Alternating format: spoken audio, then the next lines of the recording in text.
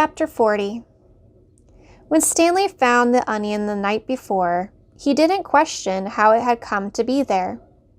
He ate it gratefully. But now as he sat gazing at Big Thumb and the meadow full of flowers, he couldn't help but wonder about it. If there was one wild onion, there could be more. He intertwined his fingers and tried to rub out the pain. Then he bent down and dug up another flower, this time pulling up the entire plant, including the root. "Onions! Fresh hot onions!" Sam called as Mary Lou pulled the cart down Main Street. 8 cents a dozen. It was a beautiful spring morning. The sky was painted pale blue and pink, the same color as the lake and the peach trees along its shore.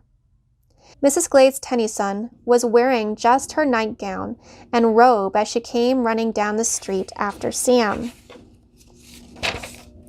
Mr. Tennyson was normally a very proper woman who never went out in public without dressing up in fine clothes and a hat. So it was quite surprising to the people of Green Lake to see her running past them. "Sam!" she shouted. "Whoa, Mary Lou," said Sam, stopping his mule cart. "Good morning, Mrs. Tennyson," he said. "How's little Becca doing?" Glade's Tennyson was all smiles. "I think she's going to be all right. The fever broke about an hour ago, thanks to you. I'm sure the good Lord and Doc Hawthorne deserve most of the credit." "The good Lord, yes," agreed Mrs. Tennyson, "but not Dr. Hawthorne. That quack wanted to put leeches on her stomach. Leeches, my word! He said they would suck out the bad blood. Now you tell me, how would a leech know good blood from bad blood?" "I wouldn't know," said Sam. "It was your onion tonic," said Mrs. Tennyson. "That's what saved her." Other townspeople made their way to the cart. "Good morning, Glads," said Hattie Parker. "Don't you look lovely this morning?" Several people snickered. "Good morning, Hattie," Mrs. Tennyson replied. "Does your husband know you're parading about in your bedclothes?" Hattie asked. There were more snickers. "My husband knows exactly where I am and how I am dressed, thank you," said Mrs. Tennyson. "We have both been up all night and a half the morning with Rebecca. She almost died from stomach sickness. It seems she ate some bad meat." Hattie's face flushed. Her husband, Jim Parker, was the butcher. "It made my husband and me sick as well," said Mrs. Tennyson. "But it nearly killed Becca. What with her being so young. Sam saved her life." "It wasn't me," said Sam. "It was the onions." "I'm glad Becca's all right," Hattie said contritely.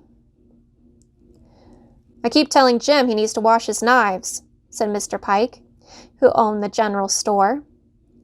Hattie Parker excused herself, then turned and quickly walked away. "Tell Becca that when she feels up to it, to come by the store for a piece of candy," said Mr. Pike. "Thank you, I'll do that." Before returning home, Mrs. Tennyson bought a dozen onions from Sam. She gave him a dime and told him to keep the change. "I don't take charity," Sam told her. "But if you want to buy a few extra onions for Mary Lou, I'm sure she'd appreciate it." "All right then," said Mrs. Tennyson. "Give me any change in onions." Sam gave Mrs. Tennyson an additional 3 onions, and she fed them one at a time to Mary Lou. She laughed as the old donkey ate them out of her hand. Stanley and Zero slept off and on for the next 2 days, ate onions all they wanted, and splashed dirty water into their mouths. In the late afternoon, Big Thumb gave them shade. Stanley tried to make the hole deeper, but he really needed the shovel. His efforts just seemed to stir up the mud and make the water dirtier. Zero was sleeping. He was still very sick and weak, but the sleep and the onions seemed to be doing him some good. Stanley was no longer afraid that he would die soon. Still, he didn't want to go for the shovel while Zero was asleep. He didn't want him to wake up and think he had been deserted. He waited for Zero to open his eyes.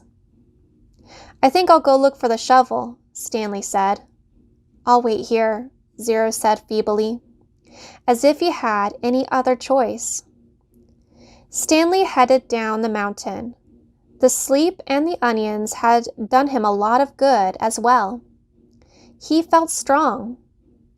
It was fairly easy to follow the trail he had made 2 days earlier. There were a few places where he wasn't sure he was going the right way, but it just took a little bit of searching before he found the trail again. He went quite a way down the mountain, but still didn't find the shovel.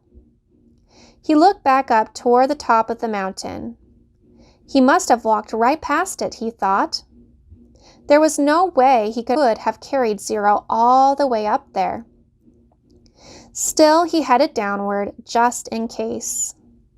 He came to a bare spot between 2 large patches of weeds and sat down to rest. Now he had definitely gone too far, he decided. He was tired out from walking down the hill. It would have been impossible to have carried Zero up the hill from here, especially after walking all day with no food or water. The shovel must be buried in some weeds. Before starting back up, he took one last look around in all directions. He saw a large indentation in the weeds a little farther down the mountain. It didn't seem likely that the shovel could be there, but he'd already come this far. There, lying in some tall weeds, he found the shovel and the sack of jars. He was amazed. He wondered if the shovel and sack might have rolled down the hill, but none of the jars were broken, except the ones which had broken earlier. And if they had rolled down the hill, it is doubtful that he would have found the sack and shovel side by side. On his way back up the mountain, Stanley had to sit down and rest several times. It was a long, hard climb.